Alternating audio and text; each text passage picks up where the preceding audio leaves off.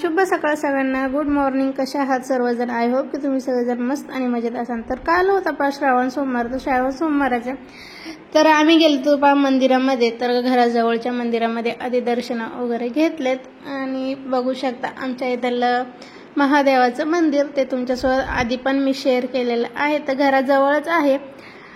चला म्हणलं आता पहिला श्रावण सोमवार आहे आणि तुम्हाला पण श्रावण सोमवाराच्या खूप साऱ्या शुभेच्छा.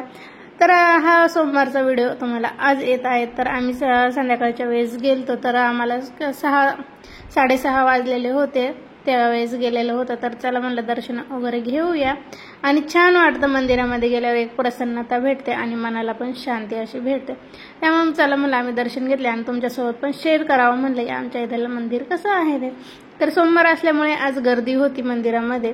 तर श्रावण सोमवार लागले की गर्दी राहतेच मंदिरामध्ये. सर्वच भक्त जे आहेत तर ते येत असते दर्शनाला. तर समोर आहे दत्ताचं मंदिर आणि महादेवाची पिंड वगैरे महादेवाचं मंदिर आहे.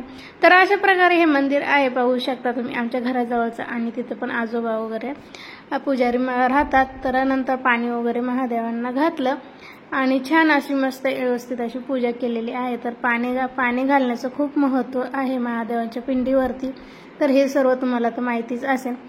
त्यानंतर दर्शन वगैरे झाले, पूजा झाली आणि दत्तांचं पण दर्शन घेतलेलं आहे. दत्ताचं पण मंदिर आहे समोर. त्यानंतर चला म्हणले तर आम्ही ओझरजवळच राहत असतो. तर घराजवळच आहे. तर तिथं पण छान असं मंदिर आहे महादेवाचं. मग चला म्हणलं आपण तिथं पण दर्शन घेऊया.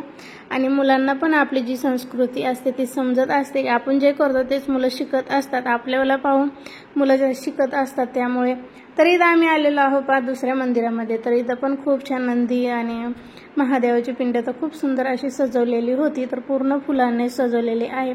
चला म्हणलं तुमच्यासोबत पण शेअर करा. आणि साईडने जे गणपती वगैरे सर्व दर्शन घेतले. आणि आज होती तांदळाची मूठ. तर शिवपिंडावरती जी आपण तांदळाची मूठ चढवतो ती मूठ होती आज. तर ती तांदूळ वगैरे घेऊन गेले होते घरून आणि छान पूजा केलेली आहे. तर हा व्हिडिओ तुम्हाला कसा वाटला कमेंट बॉक्समध्ये नक्की सांगा. तोपर्यंत बाय.